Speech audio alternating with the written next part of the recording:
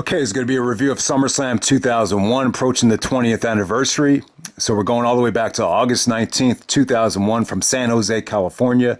The Shark Tank, home of the San Jose Sharks. Pay-per-view buy rate this is a very controversial number. And I think when a lot of people see this buy rate, they look at it very negatively. And a lot of it has to do with Invasion. So it's, Invasion did about 775,000. So this does 570,000.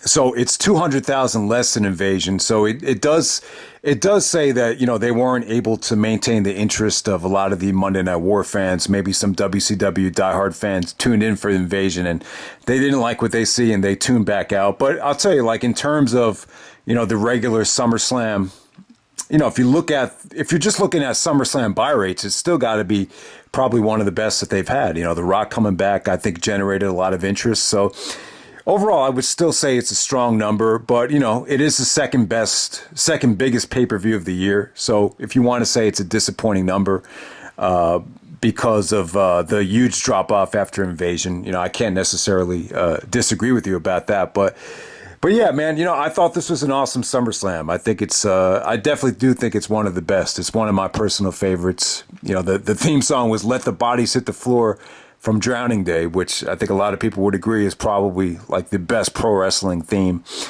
And so first match of the night, you got Lance Storm out there with the Intercontinental Championship. I believe he actually won it from Albert. So he's out there cutting a promo.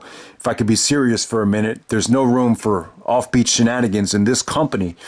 So he's going to face Edge, for the Intercontinental Championship. And yeah, I thought this was a great matchup right here. I think this is really the only time Lance was able to go out there and wrestle as a singles guy and really show what he can do. I thought him and Edge just really set the tone, had a really good, opening match. I would actually compare this to Lance and Jerry Lynn from Anarchy Rules. I really thought it was at that level. I mean, I wish the match went a little bit longer, but, they got a little bit over 10 minutes. And this was just a really good, run for Edge. I really think Edge's first year as a singles wrestler is really underrated. The match with Lance was really good here. And then he had, the matches with Test and Christian and, it wasn't really until he feuded with Kurt Angle that he really clicked. But, a lot of people have this misconception that Edge, struggled his first year as a singles wrestler. But, I thought he did have some really good opponents. And so this about Lance Storm right here. Lance is, I think he's a hell of a talent. Obviously, he trained with the Hart family.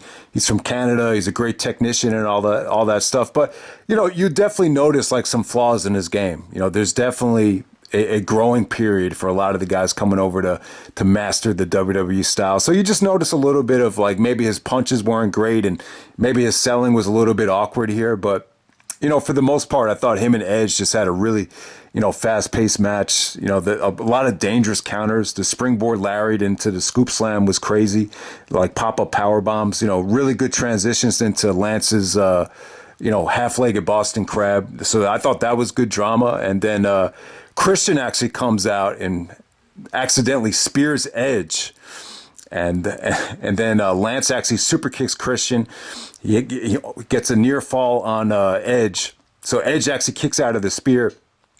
Ultimately, Edge hits the Impaler DDT to put away Lance Storm. So yeah, this is a really good match. It really teased the Christian heel turn. They did a really funny backstage segment where Edge and Christian's grandma, only wanted to talk to Edge, and she hung up on Christian. So yeah, I mean, it did a lot for Edge, I think. And yeah, it's a shame that this is the only time that Lance Storm really got a chance to, shine as a singles guy. But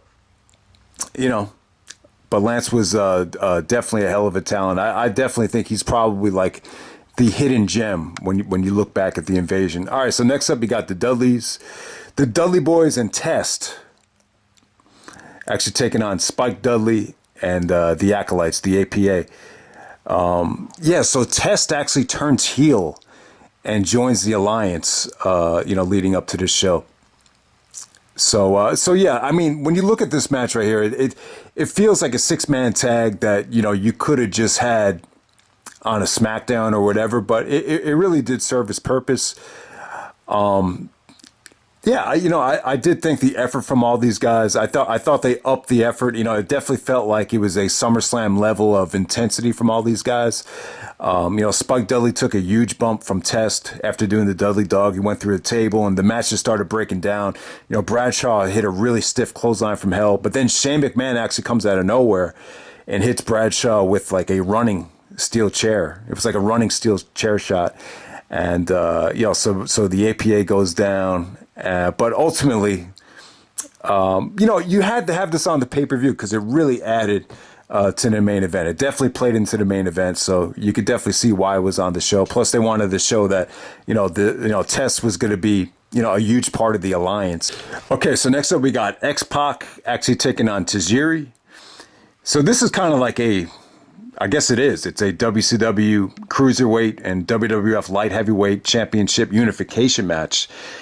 And I thought this was really good stuff. X-Pac actually clicked with Tajiri here. It was high flying, fast paced, a lot of great kicks from not just Tajiri but X-Pac as well. They're both like Jim Ross said, both guys have educated feet. There was really good high spots from X-Pac, and Tajiri actually hits a moonsault. So I thought the match was going along great, and then Albert comes out. Tajiri actually spits the red mist at Albert to kind of take him away from the match from interfering. But ultimately, X-Pac hits the X Factor to walk away with both belts. But yeah, man, I thought this was very short, but at the same time, very satisfying. And really an underrated gem when you look at, what were some of the, better high flying, light heavyweight matches in SummerSlam history. So yeah, good stuff for X-Pac and Tajiri. It just came off a little bit shorter than I remembered. So that's why the rating probably, is a little lower than I anticipated it being. Okay, so next up we got Chris Jericho taking on Rhino with Stephanie McMahon Helmsley. So at this time, Jericho and Stephanie were really, there was a lot of tension between them. Still, this was at the time when Jericho was constantly, making fun of Stephanie, calling her a slut, making fun of the new breast implants. I remember Jericho and The Rock were just on fire with the Stephanie insults. So, there was a lot of just, creative lines thrown around at this time. And Stephanie was really selling the fact that she hated Jericho and she wanted Rhino to be the one to take out Jericho at SummerSlam. This had a lot of good build-up. I think it's underrated. Probably the highlight of this feud came when Rhino actually speared Jericho through the SmackDown Titantron, and I don't think they ever used that version of the SmackDown Titantron again. They actually brought back like more of that fist through the glass. So yeah, man, I thought this was good build-up. I thought this match was really good, actually. So the one thing about this match that you'll notice is Jericho was a little bit botchy here. If you watch the DVD version or probably the Peacock version, it's very cleaned up. It's very cleaned up. But I actually did watch this live on pay-per-view. I actually taped it onto a VHS. So yeah, there's just a lot of botches. It almost seemed like Jericho was trying to do too much here, constantly going off the top rope, constantly doing the line salt, constantly going for like a springboard, drop kick. It almost seemed like Jericho was really just going overkill with his feet. And Jim Ross was even like, Jericho having a tough time fitting into those boots tonight. So yeah. But, if you take that out of the equation, I just thought this was really good. I thought it was just really hard fought. The crowd was into it. I thought Rhino looked like a beast. Probably the most, and it's funny, like when I look back at the show, like what was probably the craziest spot of the whole night? It was definitely that Rhino spear to Jericho. So Jericho actually jumps off the top turnbuckle onto the outside, and Rhino actually spears him on the mat while he's in midair. A dangerous spot. Something could have went wrong there, but thankfully Jericho landed pretty safely. But yeah, man, I just thought this was really good stuff. Ultimately, Jericho took Steph out of the equation by kissing her. So after Steph gets kissed, she's selling it like it's the most disgusting thing that ever happened to her. And Jericho actually does a beautiful schoolboy to Rhino, and he transitions it into the walls of Jericho. to make Rhino tap out. So yeah, just really, really good stuff. You could argue that Rhino should have got more offense in, and maybe Rhino should have went over, and they probably could have continued this feud at another pay-per-view or whatever. But yeah, I thought it was good stuff. The only thing that really hurts it is the botches and the editing.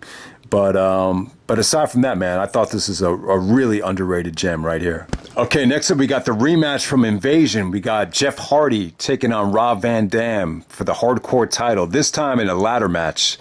Yeah, this is a sweet match right here. I mean, this is pretty much on the same level as Invasion.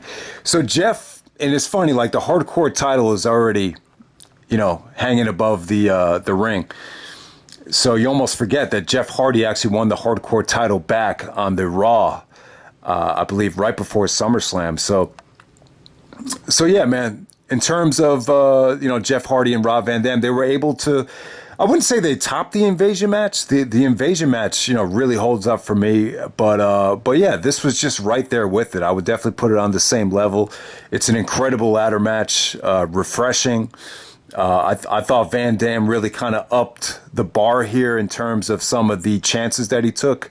I thought him and Jeff Hardy just had a really, breathtaking ladder match right here. So, I mean, the ladder, Van Dam really had some classic ladder matches. I would say the top three in the WWE would be this Jeff Hardy one, the Eddie Guerrero one, and then he had a ladder match with Christian in 2003, and they were all just really, really great stuff. And you could even make the case that Van Dam stole the show in TLC 4 on Raw Roulette. But yeah, in terms of this match though, I just thought they tried some really innovative things. The Rolling Thunder on the ladder. So Van Dam actually had Jeff actually just planted on the ladder right by the turnbuckle, and he actually does the Rolling Thunder. And the way the crowd reacted to it was just great. They just kind of exploded when Van Dam hit the Rolling Thunder. Like they were just anticipating something special, and it looked really cool. And, the highlight of this match, and Van Dam did not pull it off, but Paul Heyman's reaction was just great. And I just remember watching this match with my brother when it happened. Like, we were just like, man, if Van Dam hits that spot, that would have been like, they were really trying to top the Edge spot from TLC 2, but they weren't able to do it though. So Jeff is actually like hanging from the belt, and Van Dam actually takes him and pushes him the other way. And Van Dam gets on the top turnbuckle, tries to do a spinning heel kick while Jeff is in midair, but he missed him. And when he does it, Paul Heyman just shouts out, Van Dam! Like, something special was about to happen. But yeah, he just didn't connect. But hey, it was a great effort. It probably is like the, one of the biggest, non-contact spots I think you'll ever see in a ladder match. But yeah, I thought this was just great stuff. Van Dam going for the sunset flip to Jeff Hardy. There was even a superplex from the top rope, from the top of the ladder. Like there's a lot of stuff in this ladder match that you really hadn't seen yet in ladder matches. Obviously, you've seen a sunset flip time and time again. You've seen a superplex off the ladder, numerous times. But in 2001, 20 years ago, at that point, a lot of the stuff just really you really hadn't seen quite yet. So it felt fresh. It felt innovative. Van Dam's popularity was just growing and growing, and Van Dam was just on fire. He felt different. He was still kind of learning the WWE system. Like he even mistimed his Rob Van Dam pose, and even after the match, he's like basically talking to Jeff Hardy, saying, "Man, we topped it, man." Like it's just stuff like that you wouldn't normally see. So yeah, Van Dam and Jeff Hardy, just another gem right there. So that was a hardcore ladder match, definitely the second best match of the night, and. Yeah, I would say I like the Eddie one better, but I probably rank it out of the three ladder matches Van Dam had, or three main ladder matches that he had. I'm sure he had other ones that I'm forgetting about. I would say it's the second best RVD ladder match without a doubt. All right, so next up you had Undertaker and Kane taking on Diamond Dallas Page and Kanyon. This was for the WCW and WWF title. So yeah, this is the time when there was just way too many championships. As we know, Foley was really critical of all the championships going on. But yeah, This was a steel cage match right here. So the DDP thing with Sarah's wife was still going on here. Leading up to SummerSlam, Diamond Dallas Page had a collage of like Sarah pictures in his dressing room.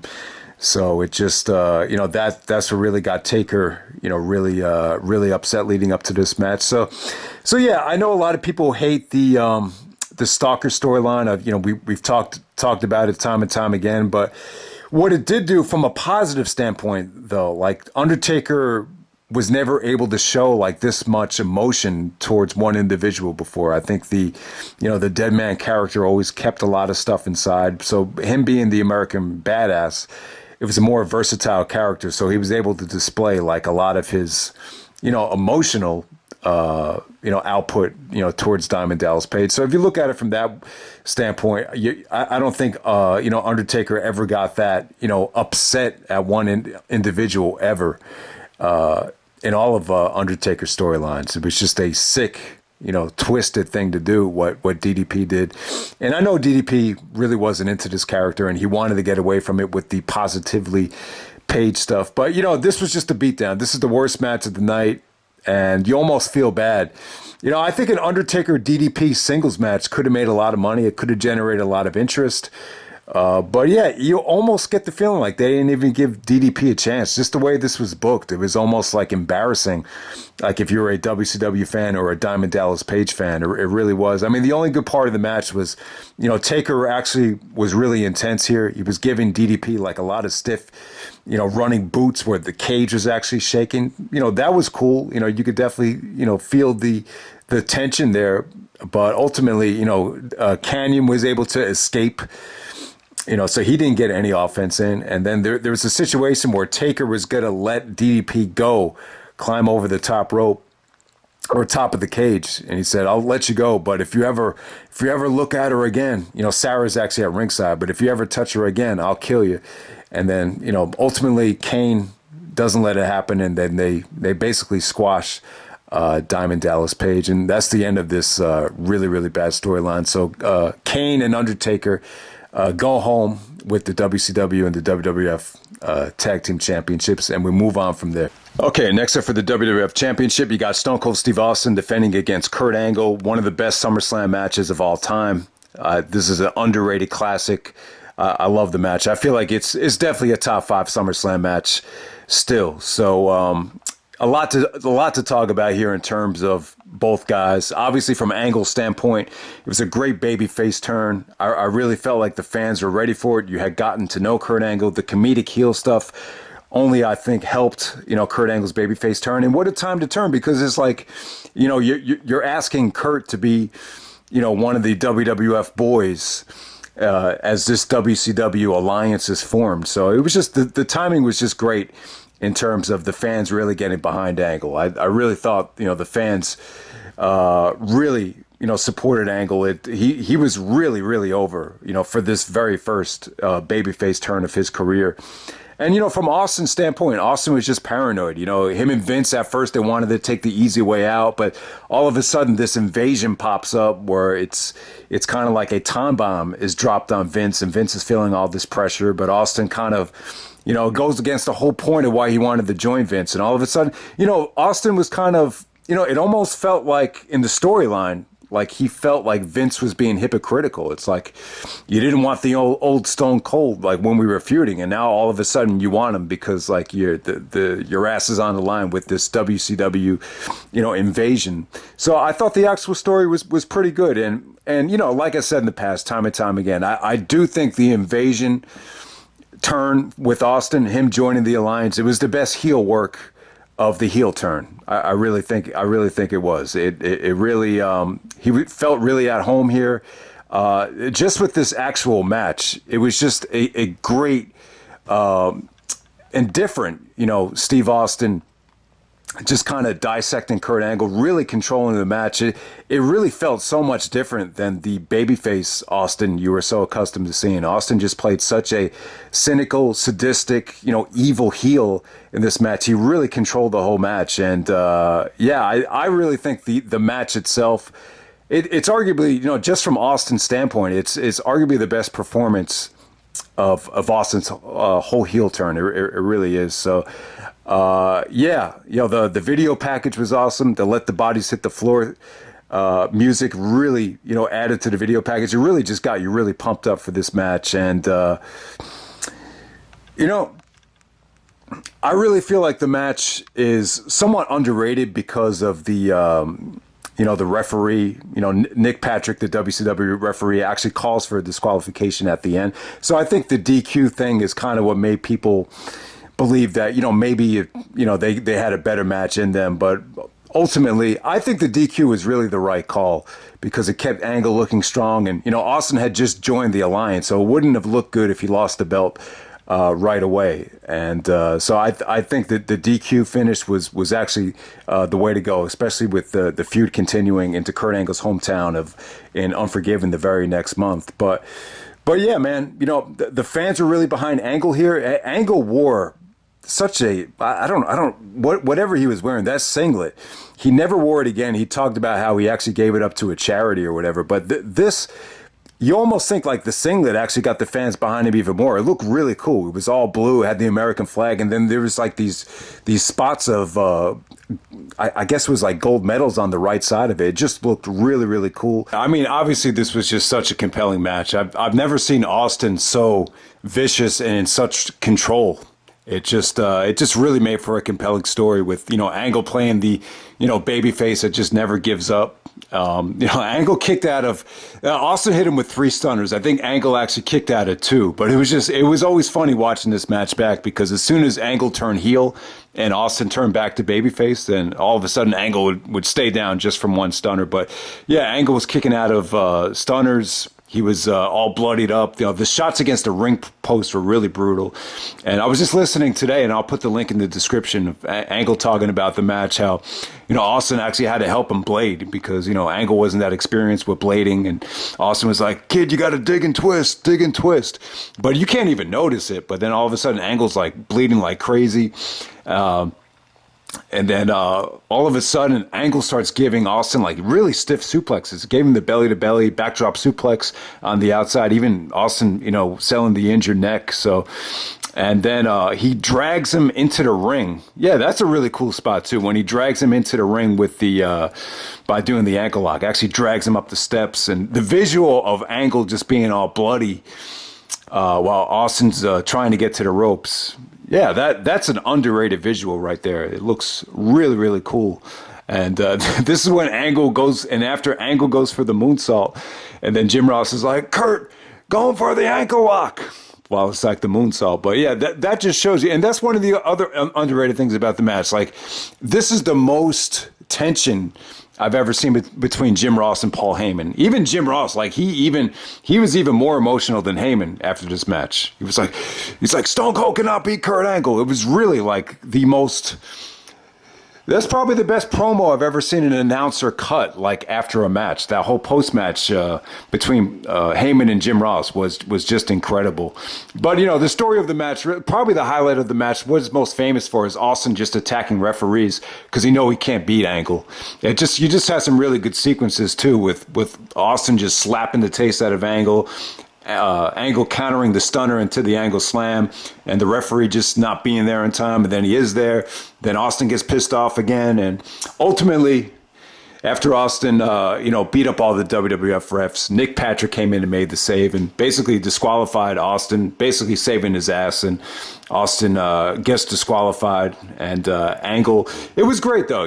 I think the whole point of this was just to get Angle to show that emotion as a babyface, and you really got to see it when he put the ankle lock on the Nick Patrick. So, yeah, really underrated classic. I feel like this is a top 5 SummerSlam match of all time. I actually prefer this over, some of Austin's other matches in 2001. I even prefer this over that Triple H match, which really dominated the match of the year polls in 2001. Even so they had that viewer's choice. Top 10 matches of the year. Austin, Triple H won that one. I think in PWI, TLC 2 actually won the voting there. And like the SummerSlam match didn't even place like that high in the voting, which is just a shame because I think this match is, probably top 3 at least. from that year. So yeah, and in terms of Angle's resume of matches, the only Angle matches I put over this in terms of singles is the HBK match and maybe the Benoit match, and yeah, that's pretty much it. I'd have the Austin match at SummerSlam, either number 3 or number 4, without a doubt. But yeah, I love the match. They would have a rematch at Unforgiven, but we'll talk more about that later. But I think it was the right call going for a DQ. It's got to be like the best DQ ever for a match. It really is. I know probably Shawn Michaels and Mankind is another strong candidate, but this would be my pick for, best match with a disqualification finish. And yeah, I mean, obviously you didn't want to end the show with this. You got The Rock coming back. It's pretty much a no-brainer to me that Rock and Booker T would main event the show. And then the main event, you got The Rock coming back, choosing the WWF over the Alliance and going up against Booker T at SummerSlam for the WCW title. So the WCW belt is main eventing a WWE pay-per-view, and it's going on last. But yeah, Booker actually lost the WCW title to Angle, but then he won it right back. So Angle actually won that belt in his hometown of Pittsburgh. But Booker won it back. He aligned himself with Shane. Shane was basically doing the same thing he did with Benoit a year earlier. And it's like the Shane and Rock rivalry had been going on for years. They had been feuding since Rock turned babyface. So, yeah, I mean, there's a lot of controversial shit to say about Rock and Booker T. I know The Rock. A lot of people, I think Sting even thought that The Rock really buried, Booker T with some of those promos. Like he was kind of burying Booker T's intelligence. He was like, what's 2 + 2? Thomas Jefferson, sucker. And then he had that. I think the line that really irritated him was, who in the hell are you? Like, it's kind of burying the competition of WCW. Like nobody was watching WCW. But I'll tell you what, I like the combination. I thought Booker T. I love Booker T in the summer of 2001. I thought he was a lot of fun. He was more funny than anything. Like I just always thought Booker T, especially as a heel at this time, was just really, really funny. But and it was a great matchup too, because Booker T used to do the bookend, which is basically a variation of the Rock Bottom. It really made perfect sense. And this way you could have The Rock main event SummerSlam. All right, so I'm very mixed on Rock winning the belt here. I have very mixed feelings about it. I mean, and that was kind of like the side effect of Rock always making these comebacks. It's like, oh, you got to put the belt on The Rock because he just came back. But what I don't like about this match is how come Triple H gets so much heat at WrestleMania 19 for not putting over Booker T, but like The Rock, it just doesn't. It seems like The Rock doesn't get any at all, for not putting over Booker T here. And I guess the mindset was that Booker's still new to the company and needs to pay his dues. And this must have been a huge turnoff too to some of the WCW fans, to see Austin with the WWF title and Rock with the WCW title. And I think a lot of people felt like it killed the invasion. But this was Vince's decision. I think the mindset was that Booker had to earn it. It was kind of challenging him to see if he could get back to that spot. So, but I do feel bad for Booker T. To be in a WWF main event going over The Rock, you can make the argument that that's asking a lot, at that time. But I really feel that there's a strong case that, Booker should have retained the belt if you really wanted to keep this invasion storyline strong. But, I always looked at it like this, the Alliance really, you can't have 2 champions in the Alliance. The leader is supposed to be Austin. So I guess it did make sense from that standpoint. But yeah, the match, I thought they could have done better. I really think it was a very sports entertainment, oriented match. Shane took some vicious bumps. Bradshaw got his revenge. That clothesline from hell was pretty sick. But yeah, I mean, pretty fun match. Just nothing special. Rock basically no-sells the leg scissors and the spin-a-rooney, pops up, hits Booker T with the Rock Bottom. He's the new WCW champion. Yeah, it kind of felt like it was all business. It really did. But it's a pretty good main event. I wouldn't say it was great, but yeah, definitely not the better of the championship matches. But yeah, The Rock comes back and everybody is happy. WCW champion. I felt like this whole WCW title reign was pretty much just built just to make Jericho down the road. But yeah, man, that's pretty much it. That's SummerSlam 2001. I like the pay-per-view. This is one of my favorite SummerSlams from top to bottom. I think he got some really, really good stuff on it. And it's got a classic, one of my favorite championship matches ever between Stone Cold and Kurt Angle. So hope you guys enjoy the review, and I'm out.